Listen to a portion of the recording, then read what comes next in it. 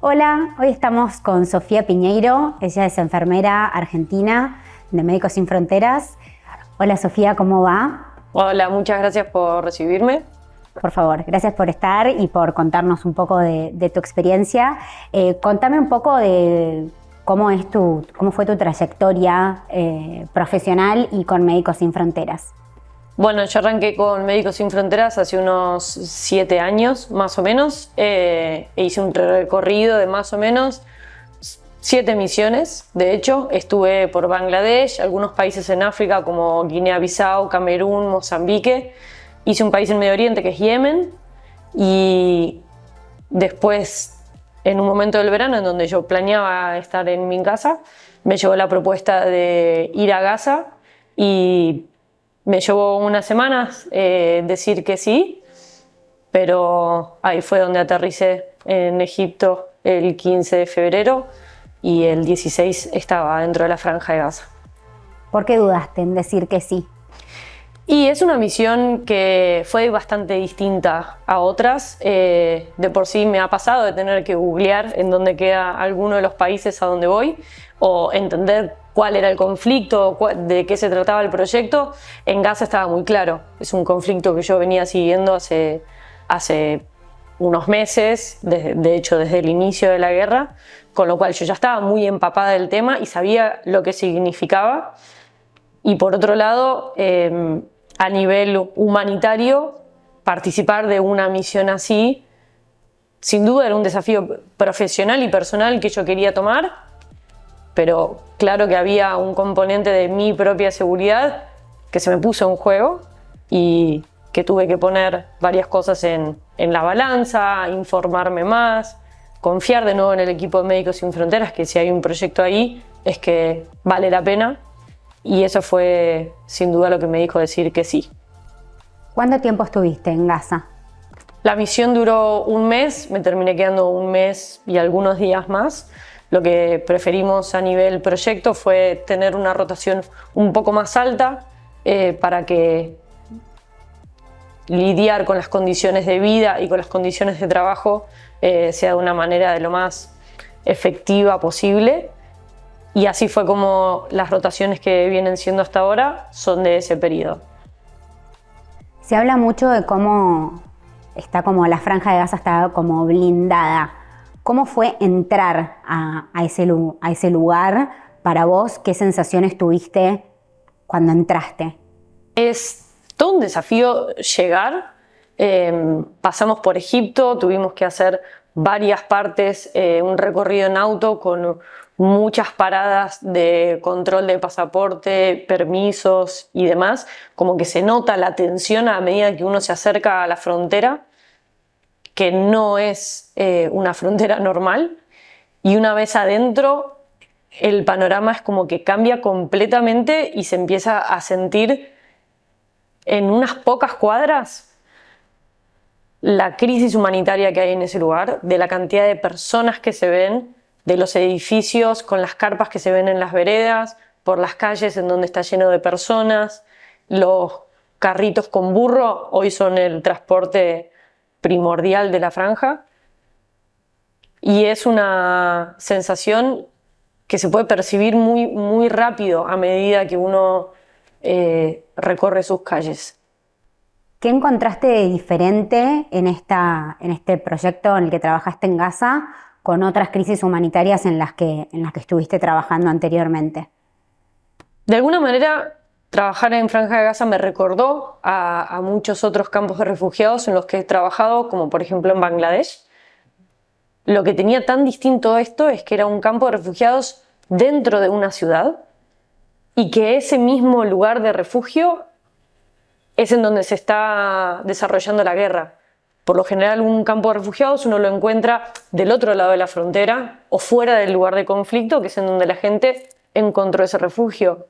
Acá encontrar a los desplazados viviendo en tiendas dentro de la zona de conflicto por ser un país en donde todas las fronteras están cerradas a los civiles es lo que sin duda le puso lo distinto y lo pertinente a nivel de ayuda humanitaria que era necesario para esa gente. ¿Qué actividad realizaste en Gaza?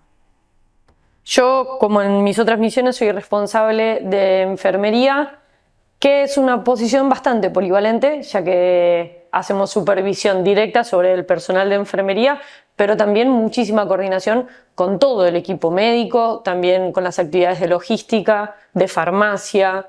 Entonces, es una responsable de enfermería un poco amplio.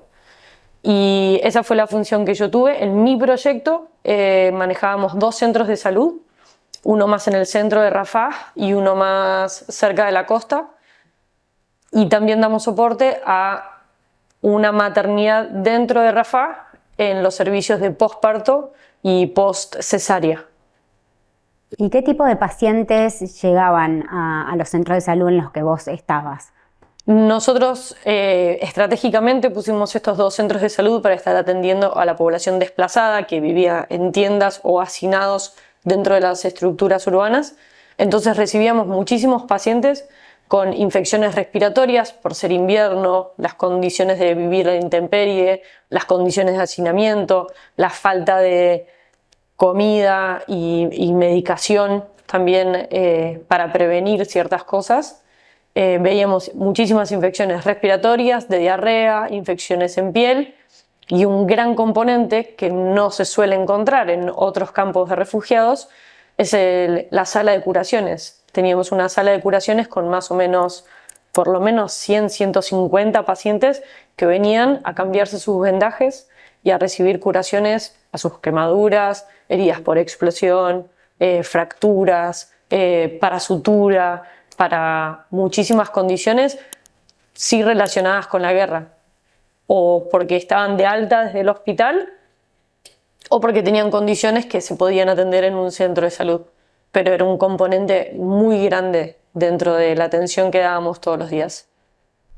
¿Y hay alguna historia de algún paciente o de alguien que hayas conocido que refleje, digamos, lo que está sucediendo en Gaza, lo que están atravesando los civiles? Es que se me ocurren muchas. Me acuerdo una vez estar en el centro de salud y yo en mi tarea de supervisión llegué, saludé a todos los médicos, llegué a la sala de curaciones donde había más enfermeros y llegué a saludar y lo veo a un niño con un barrilete, que es uno de los juguetes hoy difundidos masivamente por el campo de refugiados, porque claro, es un juguete muy fácil de hacer y que entretiene a los miles de niños que hoy tenemos en las casas y en las tiendas y en las calles que no dejan de ser niños. Y lo veo un niño con un barrilete y le fui a preguntar al enfermero cuál era la historia, porque había un niño con un barrilete dentro de la sala de curaciones, y me explicó el enfermero que él le había dado el barrilete en símbolo de premio por haberse portado bien durante sus curaciones porque había estado dado de alta, y el niño se estaba yendo muy contento con su barrilete. Tenía una herida en la espalda, una herida de bala que ya estaba cicatrizando. Y una vez que el niño se fue, viene el enfermero y se me acerca y me dice, le di el barrilete porque en ese mismo balazo que él recibió en la espalda, perdió a su papá. La bala atravesó al padre y había justo terminado el trayecto en el hijo. Entonces, el enfermero estaba justamente dándole algún tipo de apoyo y premio. Y imagínate, un barrilete era como lo mínimo que podíamos darle. Sí teníamos algunos stickers con alguna figurita o intentar siempre darles como la mejor experiencia que podían a todos los niños que venían a la sala de curaciones. Pero así como te puedo contar muchos, muchos más ejemplos. ¿Y qué veías o qué sentías a nivel, cómo está la salud mental de la población, con las personas con las que hablabas o con los pacientes? ¿Cómo se sienten después de 6 meses de guerra? Me impresionó de alguna manera el nivel de agradecimiento que tenía la población hacia hacia la atención médica que se les daba. Pensar que es una población que está acostumbrada a tener su centro de salud, su hospital, muchos hospitales hasta de primer nivel, y que hoy se encontraban recibiendo atención médica en un centro de salud improvisado con paredes de plástico, un piso de concreto, de chapa y con 3 bombitas de luz, que era el que nosotros estábamos justamente manejando porque abríamos puestos de atención sobre la marcha para darle respuesta a toda esa enorme cantidad de gente desplazada. Y las personas venían a ese centro de salud con mucho respeto por la estructura. Y en cuanto llegaban al consultorio y se encontraba con un personal sanitario que les preguntaba qué es lo que sentían, que los iban a poder ayudar y que les iban a poder dar la receta, había muchos pacientes que realmente colapsaban de emoción y de agradecimiento, y que les costaba hasta aceptar la ayuda que estaban recibiendo. Muchos pacientes, viendo que yo era la coordinadora, que me iba moviendo de un lado al otro del centro de salud, me han frenado a decir que muchas gracias, porque el cirujano que estaba atendiendo en ese lugar era totalmente de primerísimo nivel y que estaba dando una gran atención. Y realmente me sorprendía la cantidad de veces que la gente se frenaba y daba ese agradecimiento a la atención. También existía muchísima ansiedad y mucha desesperación. Una de las cosas que hacíamos era mantener las salas de espera lo más ordenadas posibles y un circuito como que sea de lo más claro posible para generarle a la gente la menor cantidad de ansiedad, porque es una persona que viene de estar desplazada, que perdió su casa, que perdió familia, que durmió en una carpa, que tiene hambre, que se escuchan las bombas de fondo, y ante cualquier roce que se pueda recibir desde un número, algo en atención o alguna discusión, muy fácil la gente entraba en un estado más difícil de controlar y de cooperar. Entonces, es un poco las dos caras, desde el agradecimiento y, por otro lado, muchísima desesperación, y es totalmente entendible. A nivel desnutrición, ¿qué es lo que estuviste viendo? La desnutrición en casa es algo totalmente nuevo. O sea, ni los pediatras, ni los médicos, ni los enfermeros conocían bien los protocolos de desnutrición aguda, porque no es una condición que estaba presente en su estado de salud previo a la guerra, con lo cual lo primero fue empezar a formar al personal sobre qué significaba esto, y lo que se hace para el protocolo de desnutrición para darle justamente atención a una población grande son protocolos simplificados que sean eficientes y con un alimento terapéutico ya preparado, listo para usar en el momento, que no necesita ni cocción ni refrigeración. Verdaderamente fue su primer encuentro con este tipo de alimentos que nosotros usamos en otras partes del mundo por ser un tratamiento eficiente y muy efectivo. Tuvieron que por primera vez tenerlo en la mano y experimentar con él y estudiarse los protocolos. Y por otra parte, la población también no está acostumbrada a estos niveles de no tener acceso a agua, no tener acceso a comida, con lo cual había muchísimas madres que les estaba costando un montón repartir los alimentos, saber cómo administrarlos, saber cómo lograr la mejor combinación o hasta conseguirlos. Teníamos muchísimas familias llegando al centro de salud explicando que comían una vez al día, si es que comían. ¿Y cómo se mueve la gente? Porque tampoco hay combustible, ¿verdad? O sea, ¿cómo funcionan las cosas? Fue una de las cosas que más impacta cuando llega a Gaza, ver ese nivel de ciudad, esas calles, esas veredas, los edificios, hoy totalmente tomados por los peatones. Y después pasamos a los transportes a través de burro y carreta, pasaron a ser el medio de transporte principal de la Franja de Gaza, y a pie. No es una extensión en kilómetros demasiado grande, sin embargo, el tener las vías principales cerradas y tener que estar buscando caminos alternativos pueden hacer que un viaje de lo que antes llevaba 10 minutos en auto, ahora lleve 45-50, o lo que antes podría ser una línea recta a pie, ahora hay que ir sorteando todo un campo de desplazados. ¿Cómo era tu día a día cuando te despertabas? ¿Dónde vivías? Contame un poco de eso.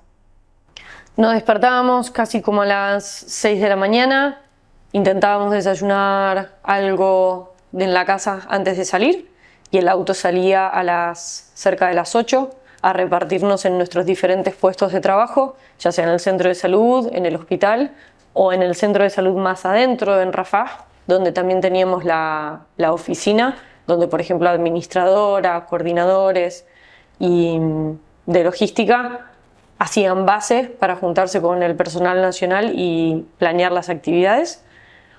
¿Te daba miedo estar arriba del auto en circulación, en una zona como esa? Sin duda era el momento más vulnerable. Una vez en la casa y una vez en el centro de salud, que sabíamos que estaban identificados y sabíamos que tenían cierta coordinación y cierta tranquilidad de sentirte en tu casa, en tu lugar de trabajo, que es Médicos Sin Fronteras. Sin duda el momento más vulnerable era el estar en el auto por no saber con quién estoy rodeada, por no saber en qué momento el tráfico, que estaba absolutamente desorganizado entre los peatones, los burros, los autos y algunos camiones de agua repartiendo, podían hacer que nos atascáramos en el camino. También se generaba mucha desesperación en la calle, entonces sí, sin duda el moverse en el auto era lo más tenso y al mismo tiempo era un poco lo que más me gustaba, que justamente poder estar viendo a las personas que yo estaba atendiendo, entender en qué situaciones estaban viviendo, entenderlos en sus rutinas, ver a los niños correteando por la calle con los barriletes, ver las distribuciones de agua, ver las distribuciones de comida, verlos pasar con sus cacerolas vacías. Creo que el auto era un momento en donde yo aterrizaba mucha de la información que yo después atendía en el centro de salud y que sin duda sin haberlo visto no hubiera podido entender ni el agradecimiento ni la desesperación de la gente después. ¿Y cómo seguía, digamos, después del trayecto, porque te interrumpí? ¿Cómo seguía el trayecto? ¿Te subías al auto y llegabas al centro de salud? Al centro de salud, el personal sanitario muchas veces llegaba más temprano, muchas veces llegaban más temprano de lo que deberían, pero por una cuestión de que ellos pasaron a sentir su lugar de trabajo como su sentido en el día, su sentido en la vida, y hasta preferían estar en el centro de salud que en su casa, porque su casa no era su casa había sido bombardeada y hoy estaban compartiendo una casa con muchísimas personas, entonces al final era normal que nosotros llegáramos al centro de salud y había gente que había llegado 2 horas antes, que se quedaban hasta 2 horas después trabajando. Verdaderamente una vocación muy grande por el personal que nosotros atendíamos, entonces siempre era llegar y saludar a todo el equipo que había llegado más temprano que yo. Pasábamos las horas muy rápido, para cuando te querías dar cuenta eran las 4 de la tarde y habíamos atendido entre 400, 500 personas con toda la coordinación que eso lleva en el medio, desde llamar a una ambulancia, preguntar si hay disponible alguna medicación, preguntarle a Farmacia Central si va a recibir algún pedido o un cargo, ver cómo arreglamos algún problema con la luz y el techo, qué otros documentos se pueden hacer para mejorar la atención de los pacientes crónicos que vuelven a consulta más seguido. Para cuando te querías dar cuenta eran las 4 de la tarde y ya teníamos que volver, porque decidíamos movernos siempre con la luz del día, que eso lo hace más seguro también en los movimientos. A las 5 de la tarde llegábamos a casa, comíamos algo que no habíamos comido desde las 8 de la mañana. Y ahí empezaba toda la segunda parte del día, que es la parte de computadora, reuniones internas, tomar decisiones, analizar datos, generar coordinación con Médicos Sin Fronteras en Barcelona tomar las decisiones del día siguiente porque no podíamos planificar demasiado más adelante. Y si nos íbamos a dormir tal vez a las 10, 11, a veces 12 de la noche trabajando, era un buen día. Contame, Sofi, ¿qué sensaciones te llevaste al irte de Gaza? Creo que te lo podría resumir en que yo realmente dejé la mitad del corazón en Gaza. Creo que me sorprendió el nivel de empatía que sentí por sentir que los médicos y los enfermeros eran realmente colegas y hay muchos que los considero ya mis amigos, y atender a muchos pacientes y decir, esta podría ser mi hermana, este podría ser mi tío que también tiene hipertensión, esta podría ser mi amiga. Entonces, creo que la sensación que me llevo es de mucho cariño y al mismo tiempo de muchísima preocupación con lo que está pasando y con lo que puede pasar más adelante con ellos. Y de ahora en más, ¿a dónde te lleva tu carrera en MSF? ¿Tenés algún contexto que te interese más en el que quieras trabajar? Contame. Es una pregunta que me hago muy seguido. No hay un destino concreto. Si tuviera la oportunidad de volver a Gaza, sin duda lo haría. Hay otros conflictos también de crisis humanitaria en este momento, como en Chad, en Sudán, que también necesitan responsables de enfermería, y donde sea que vaya a ser necesaria, allí iremos. Buenísimo. Bueno, muchas gracias por contarnos toda tu experiencia en Gaza. Y bueno, nos volveremos a ver seguro en alguna otra ocasión. No, por favor, a ustedes. Muchísimas gracias. De nada.